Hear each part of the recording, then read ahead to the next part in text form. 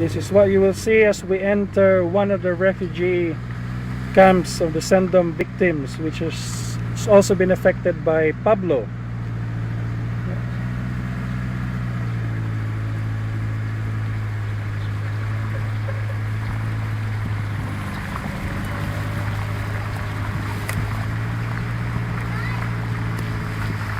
Chris, Aj, can you stop a sec? Stop. This kangkong field here, does that still have water? Yeah, I think there is a small amount of water. Yeah, what I can see is that it's a potential for mosquitoes to breed, Yes, that's right. and Dengue. therefore potential for dengue. Dengue, So, that's right. what has the city government doing about it? They should be doing something They about it. should be doing something about it. Yes. Yeah, okay, we'll keep on going. We'll show you a bit more of the refugee site, or one of the refugee sites. As you can see, the condition of the tents, which is only good for 6 months according to Shelter Box. They've been here for a year now, so you can see that they're very deteriorated.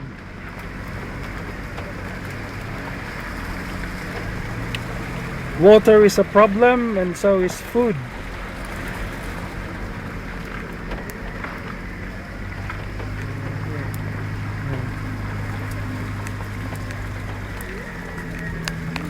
This is Mitchell Badelias reporting for Angkalatas, Australia. It's been a year since Sendong or Typhoon Washi has hit Iligan City in Mindanao in the Philippines, and you can see from the state of the tents behind us, nothing much has changed. So this is one of the two refugee sites in Iligan City. We'll talk to Rotary Club of Iligan City President Aji Garbanzos, and he'll fill us in with some of what's happening here. This is President of the Rotary Club Iligan City in the Philippines, President Arnold Aji Garbanzos. Aji, what has been the situation with the Sendong refugees to date, 1 year after the event? Actually, Mitch, as you can see at my back, there are still many families living here, around 39 of them, almost a year after Sendong has happened. And as you can see, most of the tents here are deteriorating, and the condition of the tents are not really in good shape. We asked some of the families here why they are not transferring to other sites or permanent shelter, and they told us that the local government has promised them to transfer them, but it will take almost 18 months before this can be done. And then there are also sites now in Iligan, like Santa Elena. We heard, or I have also seen that there are problems, especially during the rainy season. Instead of water, mud is plentiful there in the area. So yes. Yeah, with the new supposedly relocation houses, do they have water, or what, do they have sanitation services? That is what the local government is trying to do its best to provide the water and the sanitation services. But what I heard from the Santa Elena side is that the household or the family that transferred is even the one to make their own septic tank, which according to the family, that is very expensive. Yeah, so they have a toilet bowl, but just a toilet bowl, Just no a toilet septic bowl, tank. but no septic tank. So these are some of the concerns that we're looking into with the Rotary Club of Iligan and all my other Rotarians in Zone 2, that is Iligan City. Who are the most affected with the Sendong refugees? As the family would tell me, Mitch, the ones that are most affected are the children. They get sick every now and then, and the problem is, of course, medication and doctors. And that is why we in the Rotary Club of Iligan were also organizing medical missions in order to address that particular concern. Of course, as you can see, there is water also at the back of their house. So dengue is a possibility unless the local government does something about it. Because there's a kangkungan at the back, and of course there is water, so there are mosquitoes.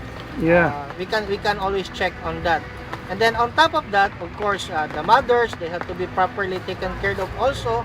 Because if they also get sick, there's also a problem for the children. So that entire household is actually the fate of the entire household is at stake.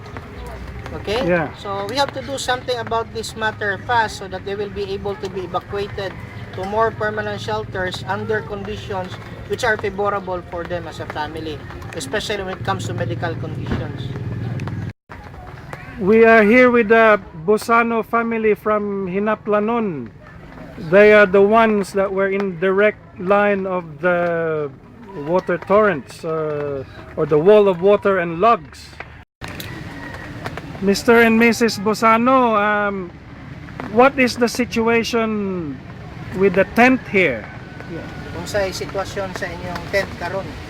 Juan, isod yun ang sitwasyon, labo na mag-ulan-ulan. The situation is a bit difficult because when it rains, the water enters into the tent and they're having difficulty in cooking their food. Mm. And of course, as you can see, the surrounding is not really that sanitary. If you take a picture of the background, there are a lot of things that need to be cleaned up, to be put in proper order. Yeah. How is the health of your children? Kamusta ang kahimtang sa inyong mga anak? Medyo mag-sakit-sakit, upo, nilanad. Most of the time, the children have sickness. They have coughs and cold, and they also get flu. Yeah. What is the city government doing to help with medication? According to them, the city is not doing anything about their medical health condition. So maybe it was done during the early part, but now, almost a year later, nothing has been done to take care of the family and their health. Do you feel that the city government has forgotten you? Nakalimtan na ba mo? Siguro, siguro. 1 year naman kasi. Yeah.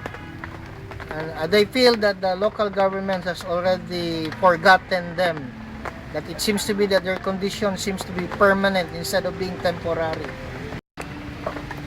Has the city government been helping you, at least with livelihood, helping you to get back on your feet? So nitabang ba ang syudad sa inyong panginabuhian kana para makabangon mo sa inyong kahimtang? Saad, wala din abot. So the local government has been promising them about those matters, about livelihood, but nothing has been happening so far. Nothing has been done. Has the city government provided you with any lighting at all? So naghatag bang syudad og suga para sa inyo? Where's the light? Sa kilid. May main light na tawag ka street light lang siya ba? Street light. There's a street light provided on a post. Okay, so just a street light. So Street light, yes. how do the children study? Giunsa pag-eskwela sa mga bata, pagtuon, if they don't have any lights. Patungod lang yan yung street light. They just go to the street light and let the children go there below the post so that the children can read their books. The problem there is when there is rain, how can the children go to that post? So inside the tent, there is no provision for electricity actually. Okay. Has the city government mentioned anything about providing lighting inside the tent?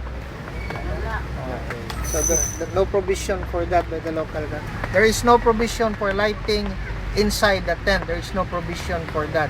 That is the individual concern of every family. How do you keep mosquitoes away? Kini mga lamok, kung saan man ninyo pag Gamit di ka ng katol. Gamit di kwan.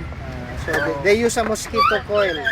Yeah. Close na naman yung tent para kasunod. Okay. Actually, the DSWD tried to provide shelters for them. They contacted our Rotary Club so that we can come up with a shelter for them. What is the DSWD? The DSWD is the Department for Social Welfare and Development. Yeah. But the thing there is that when we look at the budget, we notice that the budget is only for temporary shelters. And as Rotarians, we cannot take it to heart that they come from a temporary shelter and transfer them to another temporary shelter. So what we're trying to do now is come up, fundraise to come up with permanent shelters for them. Okay. Okay, so that's what we're doing right now with the Rotary Club of Iligan. That's very small. The amount that they're offering us is very small. So we cannot take it to heart that we can just give them also another temporary shelter. How many people are in this refugee center? As of now, I think there are 31 families. There are 31 families. 31 families, so let's average 5 people per family. Yes, 5 people per family. That's a lot of people. That's a lot of people, yes. Yeah, and where is this refugee center? The refugee center is this is the Iligan Bus and Jeepney Terminal, Luinab Refugee Center, IBJT. That's the acronym, IBJT.